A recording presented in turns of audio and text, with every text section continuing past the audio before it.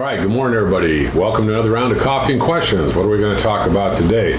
I'm kind of doing this video for somebody in the neighborhood that wanted to learn something about welding. Came up, hung around, and I showed him a few things. He seemed to be still a little puzzled. And I was telling him I don't do too much oxyacetylene welding anymore. I use it sometimes for brazing, a lot of times for heating up and bending metal. What I primarily do most of now is MIG welding. Now, I believe MIG welding is probably the easiest way to learn any kind of welding, and they're fairly straightforward machines now. So your first consideration is to buy a good MIG welder. Okay, now.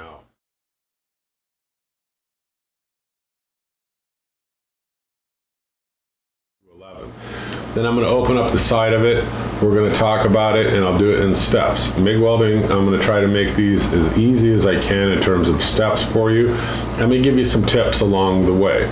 So let's go ahead, and I'm going to switch over to inside, and I'm going to talk to you about the inside of this Miller-Matic and what you need to do in terms of putting, a roll of wire in it. We'll talk about the wire. We'll talk about how to feed it and set the tension, stuff like that. Okay, so the first thing, or first step, is your tank, okay? And you've got some of that gas, and you're going to use gas. That's what I use. I don't use flux cord. So when you first get that, and I'm going to pan up and show you, and I'll explain to you what you need to do. Give me just a sec. Okay, so I got my tank right here. When you first get this, it'll have a plug on it. So you're going to take the plug off, put your hand up here, open this and shut it real quickly. Just open it and shut it. And what that does is it'll blow off any dust and debris that's in and around these threads. Then go ahead and put your regulator on here and tighten it down good. Make sure you got a good seal. Then when you turn this on, this is going to show you the pressure in the tank. This is your working pressure that's coming from the hose down into the machine and eventually out to the tip of the gun. So you'll use this dial once it's on. Watch this. And you saw the needle on this flip up. It tells me I've got almost 3,000 pounds of pressure in here. But now it's set to 0 over here. I don't have anything going into the machine. So what you want to do is you want to hold that MIG gun, and you're going to hold the trigger in a few minutes. I'm not going to hold the trigger right now. I'm going to turn this up to 20, thereabouts.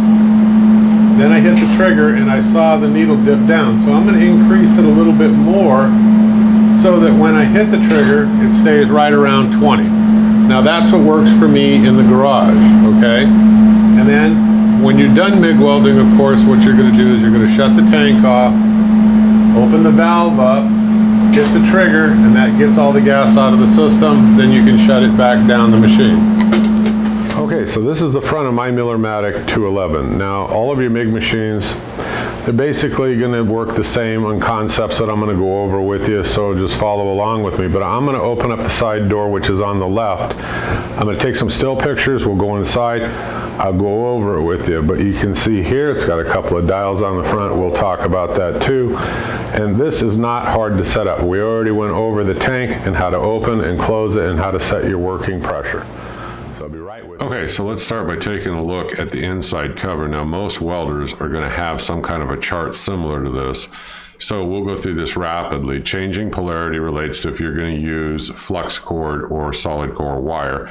And all it's telling you is you have to swap the cables if you're going to use, flux cord or, the other, depends on how yours is set up. Now you'll notice mine's got an 800 number I can call, which is great because I have called Miller before. All companies, pretty much have fairly decent tech support, I think. Now, let's get down to the nitty gritty. What you're looking at here is a table. Now, the first one over here, let's take a look in the middle. It says material. You say, I'm going to use steel. I'm going to use solid wire.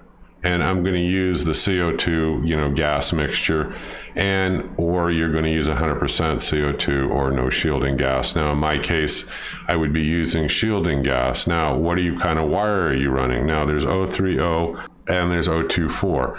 Now, 024 is good for like auto body work and, thinner materials, but you could easily get away with it with a DIY kind of, thing, just, messing around, just welding at home. But 030 is pretty much what everybody reaches for, and it's good for thicker materials. So anything from maybe like an 1/8 inch thick or so, you know, or going up from that, you know, the 030 would work. It still works on thinner materials because I have used it. But anyway, let's move on. And then you scoot over and you're going to take a look at the first series of columns here now going across the top and figure out what is it that you're going to weld. Well, let's say that I'm going to use that CO2 and I'm going to, you know, I'm going to go ahead and I'm going to weld, you know, like 1/8 inch. I mean, so you go over there and it's going to tell you, I mean, how many volts, I mean, to set this at. Okay, then on the front of the machine, you have 2 knobs. I mean, one I'm going to set for whatever the thickness of the material is that I'm welding, and we already know that.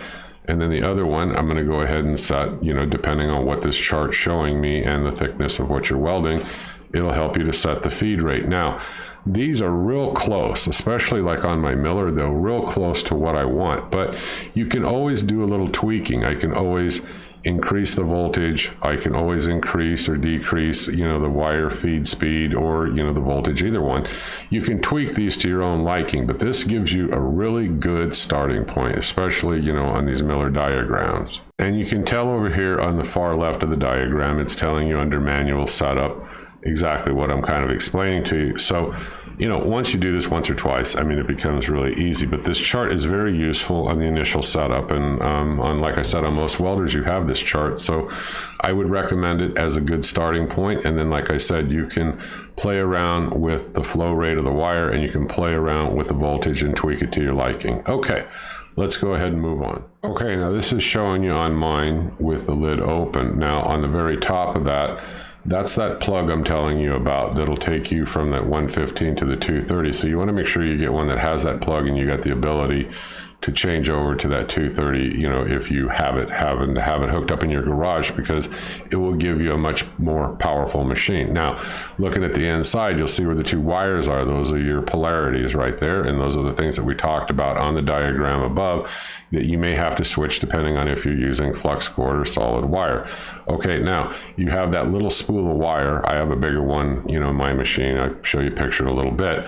And you'll see the wire is coming into the mechanism, and we'll get into that in a second, but from a downward position. A friend of mine had it, you know, in the upward, and he ended up, for whatever reason, he had the tension knob set wrong. He ended up with what they call a bird's nest. So we're going to go through that. Let's take a little bit closer look now when you feed it in, and let's talk about how you tension it over the rollers. Okay, so now in this picture, you see where that big plastic knob where I'm tightening up the spool of wire onto the machine.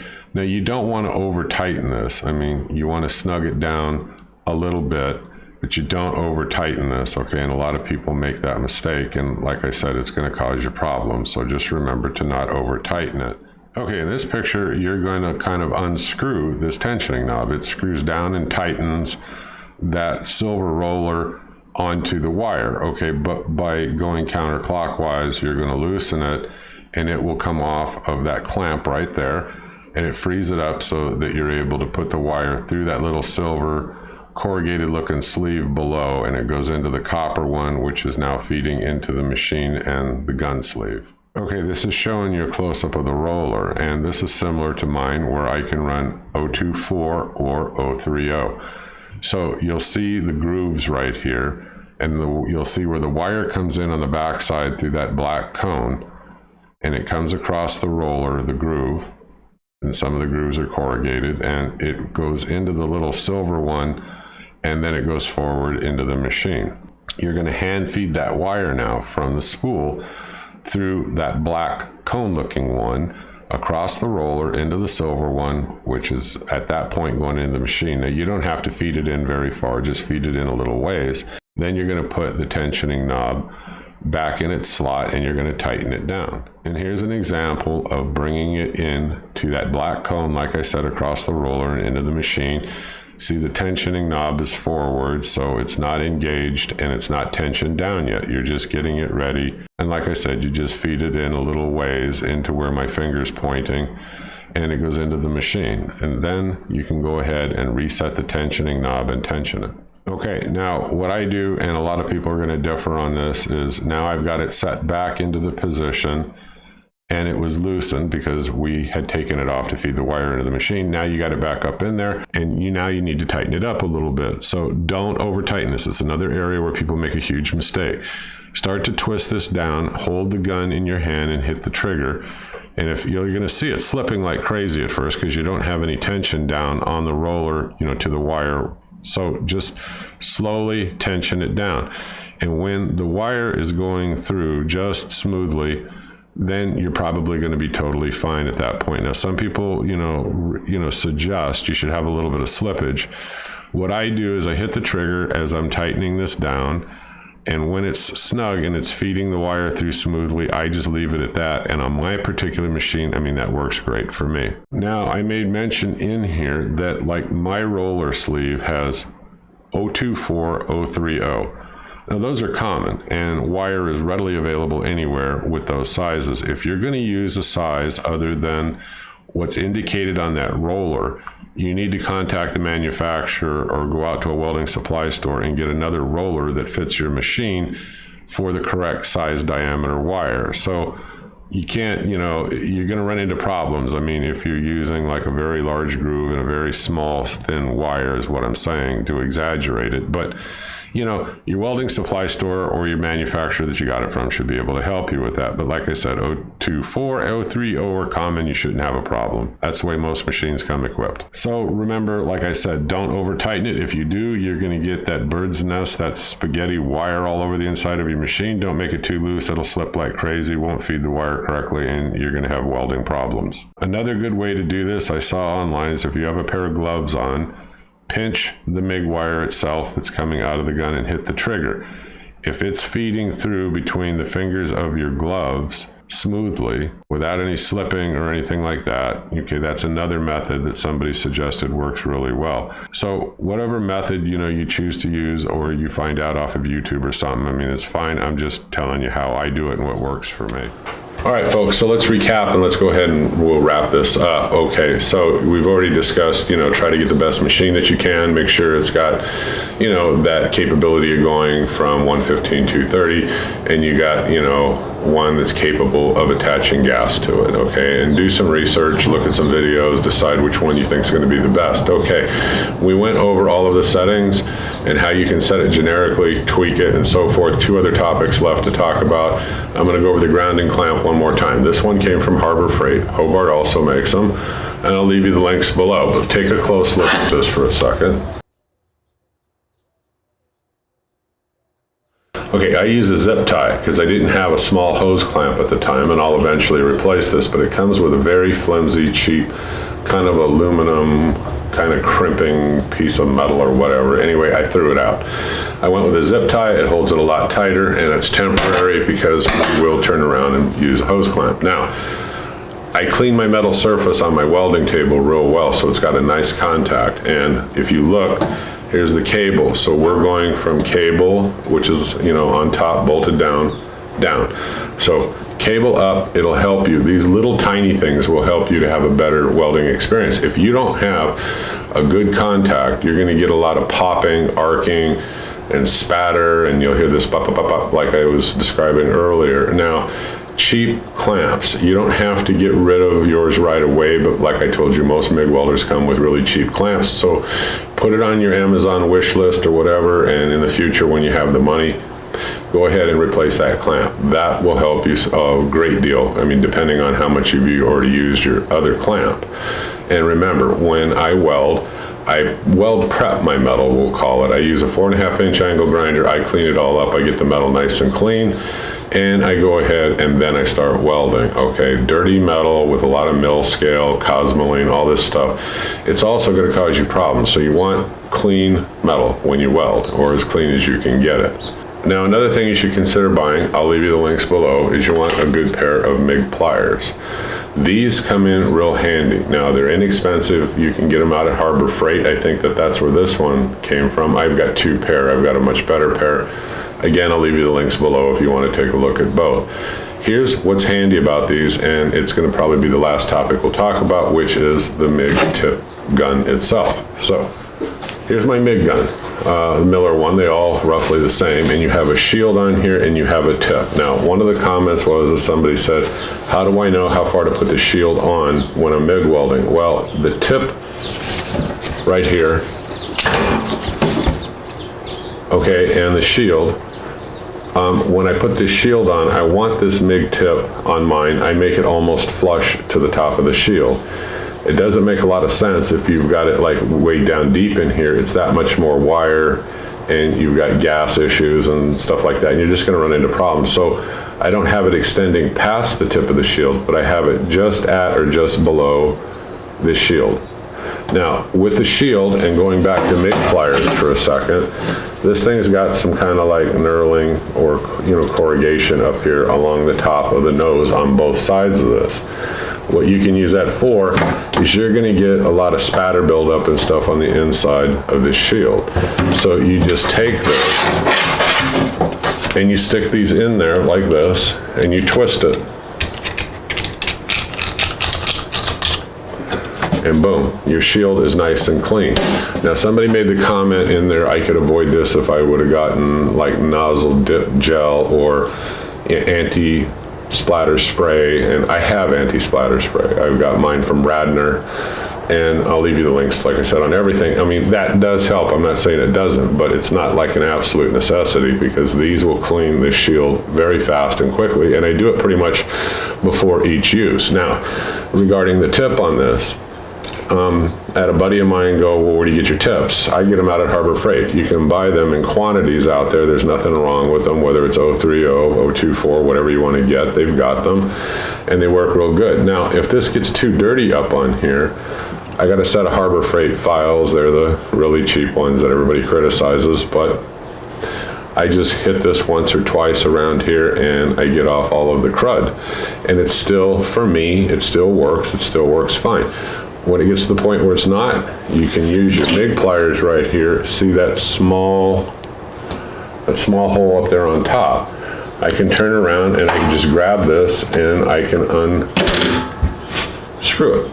Okay, and then I put another one on there, and then I just snug it. Don't over tighten these, you don't have to. I just snug it on there, and then that's it. Now, somebody said, well, what do you use that bigger hole for that's on there? Okay, if I have my shield on here, okay, a lot of people, they don't necessarily go by this. I mean, they just take a pair of wire cutters and snip it, or they hit the trigger and they arc it on the table, and yeah, you can do those things, but the other point is for this, is if you take it from this end where the hole is and you come down like this, and then you go ahead and you snip it, it gives you about, I think there's about a ½ inch here, give or take, and you've got a good length to start your welding. So you can use it for that. You can also use them like a pair of needle nose. It's got like I said, a little bit of corrugation even on the inside up on the tips here. And I just put a drop of oil on these now and then, and I just keep them over here, hung up so they're, within reach. Those are really handy to have. I would encourage you to take a look at getting those, when you can. Okay, so I'm gonna go ahead and end the video because it's probably getting, rather long. So I hope you click subscribe. I hope you keep following me. Drop me a comment below. If you have an experience different than mine that you want to share with everybody, or a product you think is better than the ones that I mentioned, go ahead and, drop me a comment, let me know, let everybody know. And we're all here to kind of share information, but I hope that these basic tips help you, in terms of, getting started, MIG welding. It's like I said, everybody will tell you MIG welding is the easiest, but these little tips and things that I showed you along the way are things that help me instantly improve my welding ability. Hopefully they helped you too. And if you got a tip of your own, let us know. Otherwise, I hope you enjoyed the video, folks. I'll see you on the next video. We'll do more product reviews, how-to projects and stuff like that. Have a great day. I will see you soon. Bye-bye.